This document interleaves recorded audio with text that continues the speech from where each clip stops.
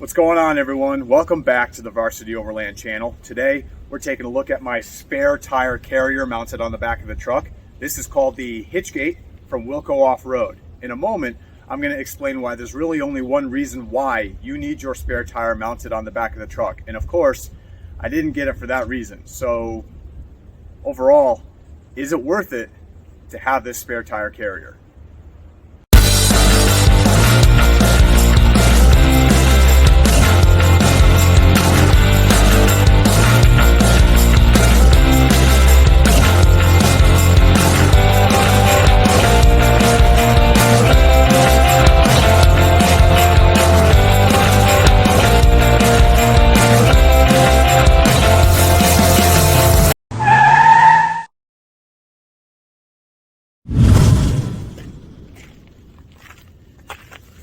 All right, so just like a lot of other overlanding items or overlanding modifications, spare tire carriers have their own positives and negatives, and amongst the overlanding community, especially across a lot of blogs I've seen online, there are definitely mixed reviews. When I first got into overlanding a little over a year ago, we were gearing up for a big cross-country trip. I was looking at all of the really huge overlanders on YouTube, primarily starting with, Expedition Overland, because they are Expedition Overland, and moving on from there. And what I noticed amongst all the big time overlanders was there was always a spare tire, full-size spare tire mounted to the back of their rig. Whether it was a truck or an SUV, didn't matter. If you had a spare tire mounted on the back, you knew they meant business. So of course that made me want to do the same thing. The Hitchgate, along with a lot of other type of products that other brands make. I know there's rigged, I don't know if it's rigged or rigged supply. They make their own kind of hitch mounting solution. Wilco Offroad, there's I think 3 or 4 really big ones that are pretty popular now. And getting a hitch mounted spare tire carrier is definitely a more budget friendly option than going with like the whole bumper swap and mounting the spare tire that way. So of course that's the route that I went with, but as soon as I installed it, as soon as we took it on the trip and started posting some pictures, I began to get comments. Is this worth it? Does it get in the way? Does it offer more protection? Does it offer more storage? Initially I was in love with this thing, thought it was amazing, and definitely did not regret the choice. Looking at it now though, having it for about 10 months now, maybe close to 11 months, I'm thinking more function over fashion, I guess you could say. And the reason why I got it was really just because I liked the way it looked, and I wanted to get the spare tire out. So what I want to do is go through the number one reason, I guess you could say, why you should have one of these, even if it's not, a hitch mounted solution, if it's a bumper solution. The number one reason why you want to get your spare tire out from underneath the vehicle. And then I'm going to tell you the 3 reasons why I did it.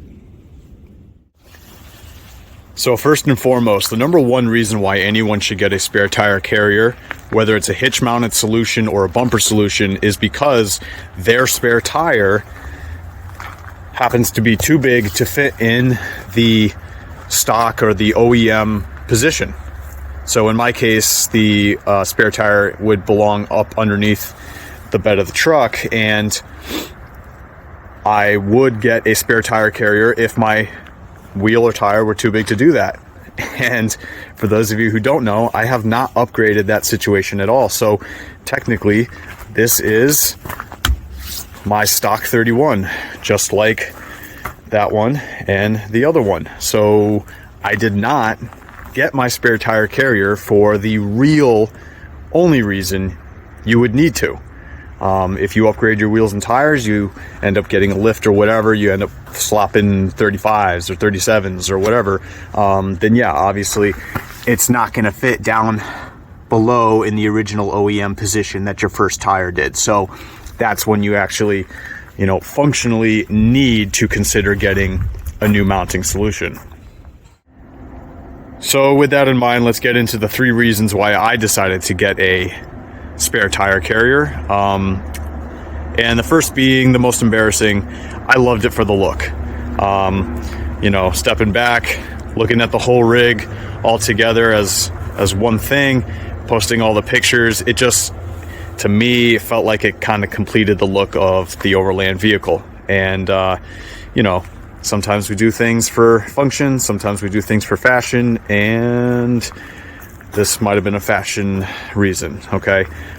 So that's probably the most embarrassing reason and the one that makes the least amount of sense. Second reason that I decided to get a spare tire mounting solution on the back of the truck was I thought perhaps during our long trip, having the spare tire mounted up underneath the bed of the truck might have been an issue. Not knowing what kind of terrain we were going to encounter in Utah, in Colorado, in California. You know, I just wasn't sure. I'd seen a lot of kind of horror stories about large rocks, boulders, things that like scrape the undercarriage of the vehicle and just kind of like cause a lot of damage and trouble down there. And I wasn't sure what to expect, so I kind of used that in my justification. And looking back at it now, if I had kept the spare tire in its original location, see if I can get this to focus. The rear diff plate and the shocks already hang lower than the spare tire would have. So, you know, thinking back on it, if anything's going to get hit, it's going to be one of those before the spare tire gets hit. And then there's also the idea like, okay, maybe it taking it out can increase the departure angle, which I believe it did, assuming that the way you mount it doesn't decrease the departure angle. And in this case, you can see right here by my blurry finger, the hitchgate itself is just about in line with the hitch itself. So looking at the bumper and then the bottom of the hitchgate actually hangs lower than the bumper would have. So in a way, just having this whole apparatus here decreased the departure angle. So that might have backfired a little bit. And if I can, I have some footage, which I'll try to put up right now, of a perfect example. I believe it might have been in Oregon, of when the bar here, especially my license plate, got dragged across a trail when I was trying to maximize my departure angle. So I'll see if I can throw that up here. If not, then my bad, but I'll see if I can throw that up right now so you can hear it. It was pretty funny. I thought I was in the clear and it just scraped like crazy.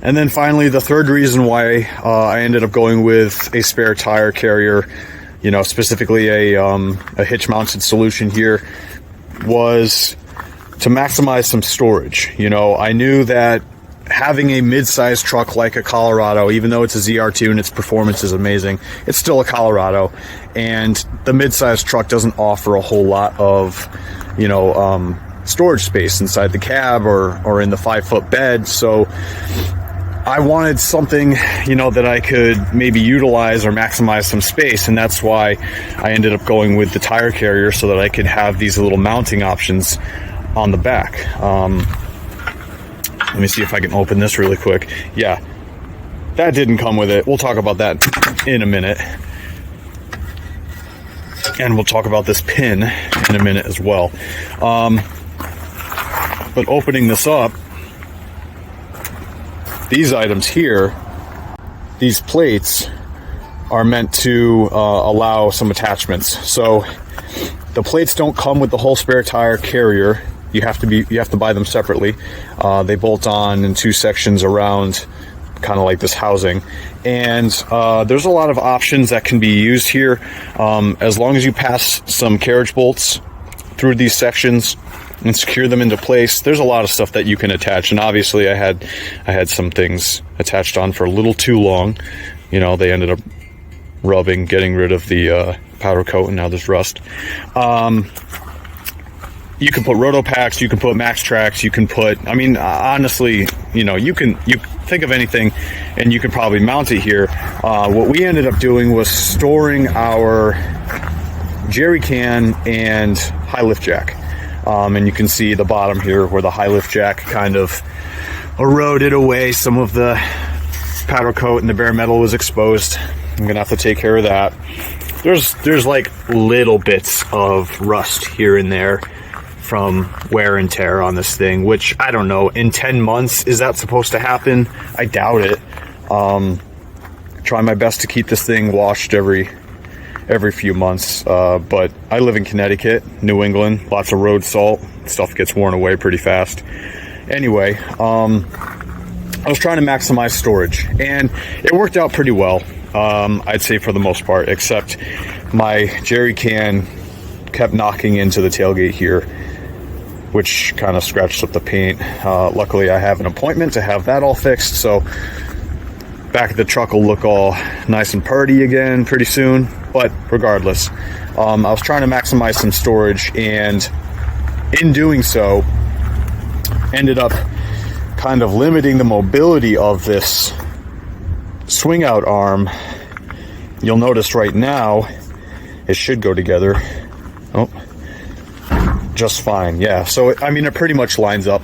All I had to do was tighten this down a little bit. If yours starts to wobble, just tighten that. But in a moment I'll show a quick clip of the amount of sag that it has when it's loaded up with weight.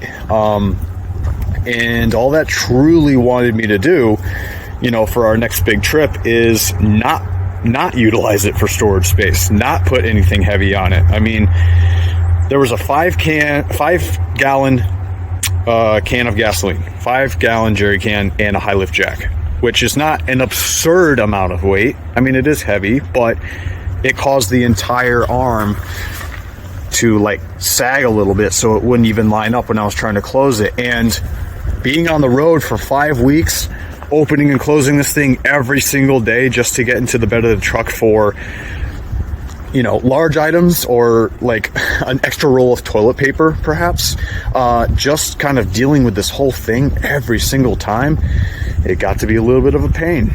So I'm looking back at my 3 reasons now. You know, I got it for looks, I got it for moving the spare tire in case off-roading got extreme, I got it for storage, and you know, hindsight's 2020. I've said this in other videos. It might not have been necessary.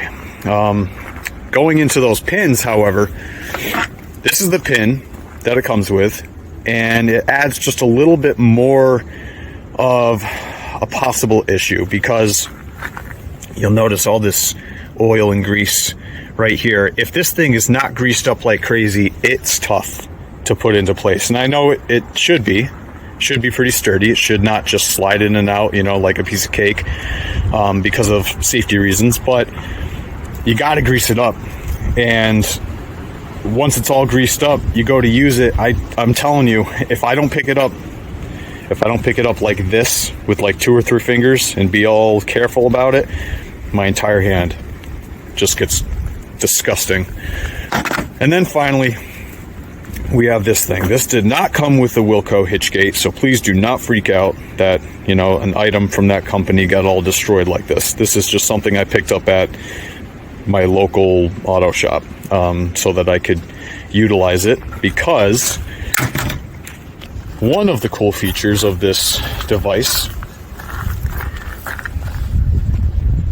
is this whole section here that is supposed to line up with that whole section on the bottom. So normally inside here would be a small little, what would you even call it? A small tab or a small little device that locks into place when you open it up. And on the trails at some point, you know, it was either in Oregon, Washington, you know, somewhere out west, we're riding the trails, and somewhere along the lines it popped out. And obviously once a tiny little thing like that falls out, you're not finding it. So I reached out to Wilco on Instagram a few months back, and they never responded. But you know, Instagram's Instagram. It's not exactly the most professional place to ask for an item, you know, a replacement item. So I don't blame them for that. I reached out to them through email a few days ago. They got back to me pretty quick. Unfortunately, since I got this Wilco Hitchgate, they have come out with new versions, and so old items or old replacement parts might not really exist, but they're going to look into it for me and see if we can get a replacement part there, because right now there's nothing stopping it from moving from that spot. And if you're on a hill and you try to open this thing, it's just going to want to slam back in your face. So hopefully, you know, that'll be remedied, and it'll work just as it did when I got it. All right, people. Well, that's going to be it for today's video. I was just trying to keep it short and simple. I did ramble on a little bit, but ultimately, the Wilco Hitchgate, it performs well for, you know, its intended purpose. I am a little disappointed about the accumulation of rust on this thing over the past 10 months, and its ability to kind of like bear weight.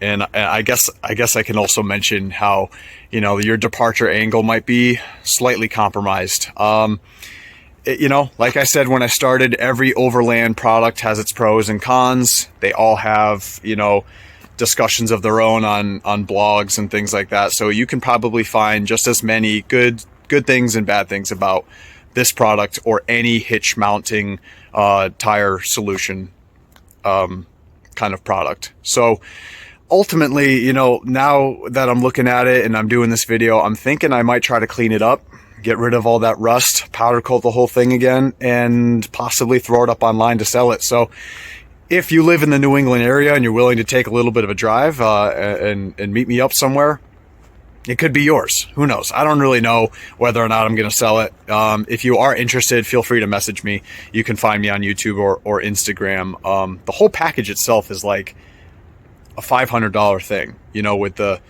tire mount, the license plate bracket, and then also the additional, these things right here, the additional brackets that go behind the tire. It's like a $500 thing. I would not even be selling it for anywhere near that, you know. So if you're curious, you can send me a message. But ultimately, I think I might try to get it off the back of the truck, just for pure convenience. It's just going in and out of it day after day after day. It just gets to be a lot.